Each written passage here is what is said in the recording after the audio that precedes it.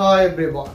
இன்று அதிகாலை இலங்கையில் இடம்பெற்ற மிக சோகமான சம்பவமாக சஃபீர் ஹாஃபில் அவர்கள் உயிரிழந்திருந்தார்கள்.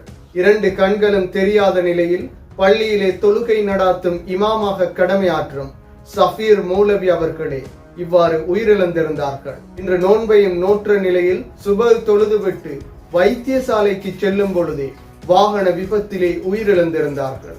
இது தொடர்பாக பார்ப்பதற்கு முன்னர் தனியொரு யூடியூப் சேனலை சப்ஸ்கிரைப் செய்யாதவர்கள் சப்ஸ்கிரைப் செய்து உங்கள் ஆதரவை வழங்குங்கள்.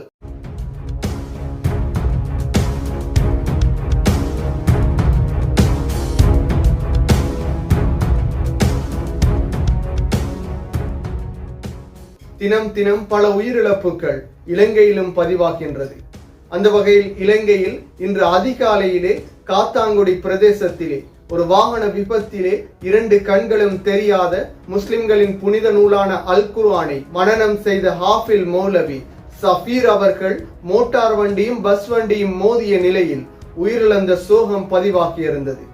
நேற்றும் பள்ளிவாயலிலே இரவு தொழுகையையும் நடாத்தியிருந்தார். அதே போன்று இன்று நோன்பையும் நோற்ற நிலையில் சுபஹ் தொழுகையையும் பள்ளிவாசலில் இவரே இமாமாக நடாத்தியிருந்தார். சுபஹ் தொழுகையின் பின்னர் 2 கண்களும் தெரியாத நிலையில் தன்னுடன் பள்ளியில் கடமையாற்றும் சிஃபாக் மௌலவியுடன் இணைந்து மோட்டார் வண்டியிலே தனது தந்தையை பார்வையிடுவதற்காக சென்ற நிலையில் பஸ்ஸுடன் மோட்டார் வண்டி மோதிய நிலையில் சம்பவ இடத்திலே உயிரிழந்திருந்தார்.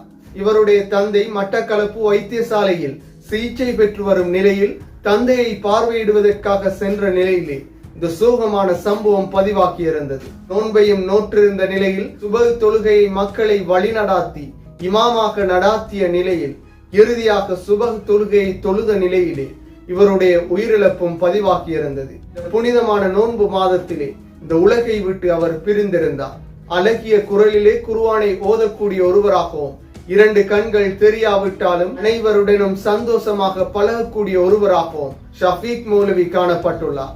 இந்த நிலையிலே இன்று காலை இந்த உலகை விட்டு பிரிந்திருந்தார். எனவே இறைவன் இவரை பொருந்திக் கொள்வானாக. மீண்டும் ஒரு வீடியோ பதிவில் சந்திக்கும் வரை தனியொரு யூடியூப் சேனலை சப்ஸ்கிரைப் செய்யாதவர்கள் சப்ஸ்கிரைப் செய்து உங்கள் ஆதரவை வழங்குங்கள்.